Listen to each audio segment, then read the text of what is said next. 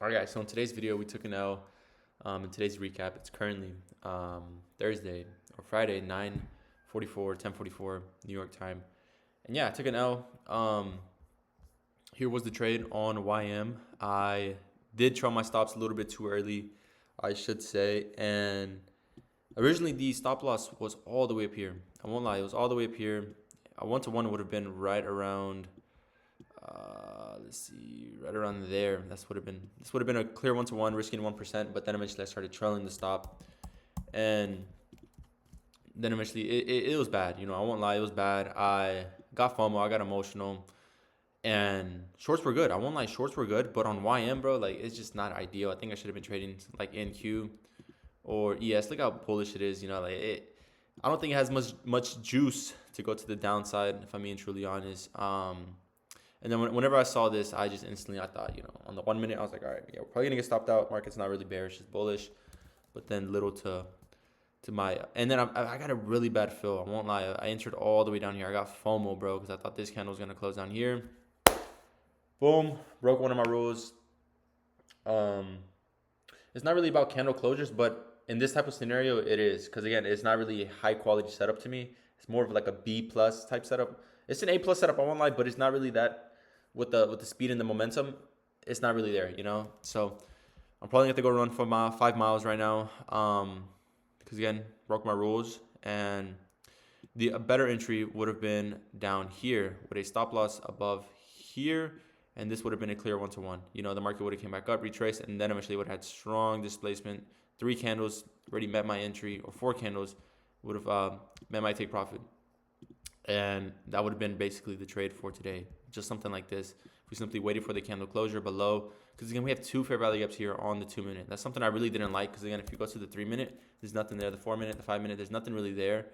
That's one thing I really didn't like about this trade. And if we go to like M and Q, you see the market clearly had a 2 minute fair value gap, 1 fair value gap was already bullish. Bearish, came back up, swept the highs, came back down, broke the lows, came back up, retraced, formed an inversion fair value gap. This should have been the entry for today, and we should have took it on. We should have took it on this one instead of YM. So again, finding the better market to trade here would have been saving us a lot more time.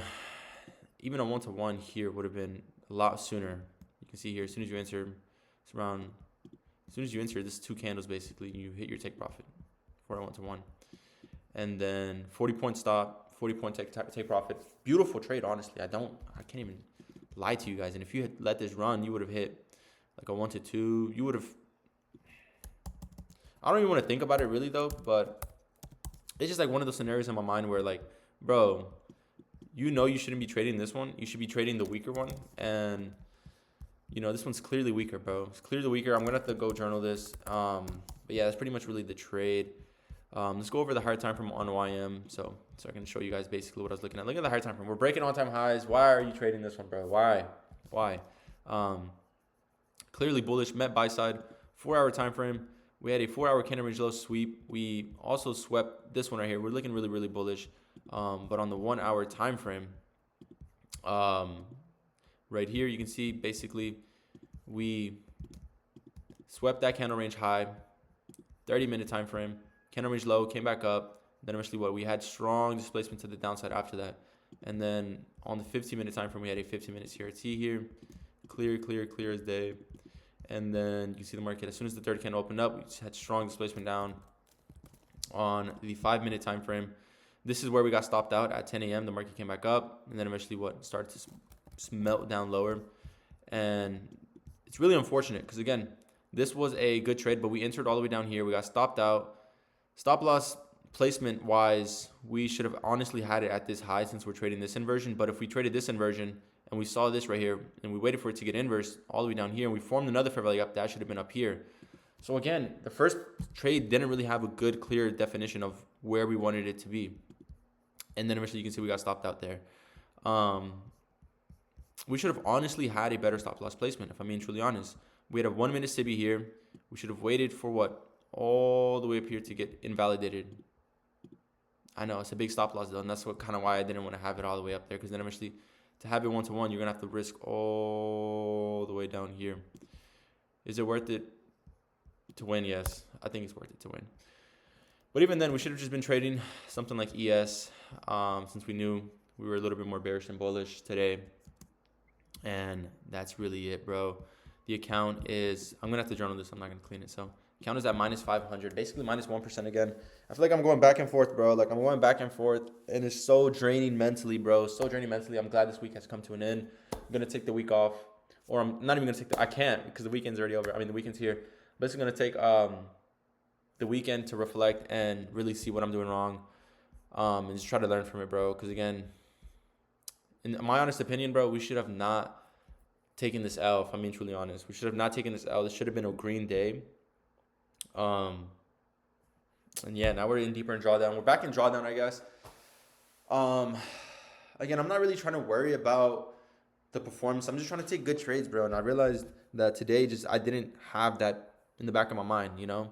I didn't follow my routine. I didn't have this and that. I didn't have that, you know. And it's just like so many different things that I didn't do correctly. And in terms of trade management, again, just being fearful, having that fear in the back of my mind that, oh, the market may reverse here, and, you know, we didn't wait for the close. And again, we didn't wait for the close. Why didn't we wait for the close? We have two big fair value gaps. You have to wait for those closes on those type of fair value gaps. The singular fair value gaps, once you're about to inverse them, it depends on the time too, you know, like, it depends on the timing, depends on your confluences. And for this one, I just didn't have enough confluences to enter before the close, you know. And if I did, then of course I would have, you know, entered before the close.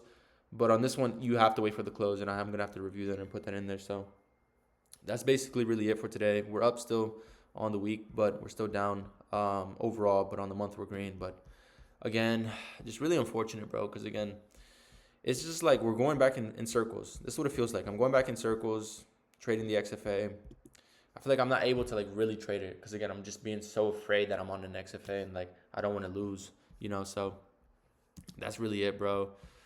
Sloppy PA, I won't lie, especially on YM. I don't know why, you know, I should have. This one's really not the best one to trade. I think NQ and ES would have been one of the better ones since they're moving the same instead of YM. YM is not really moving as similar because, again, look how much expansion we had to the upside as opposed to the other ones. We didn't really have much expansion and break all-time highs and all that, while the other one did. So look at that. Clearly we're bullish, but yeah. Really, the only thing here I can do now is just review and reflect and learn. There's not really much else to it. So yeah, that's pretty much really it. Hopefully you guys enjoyed. So yeah, peace.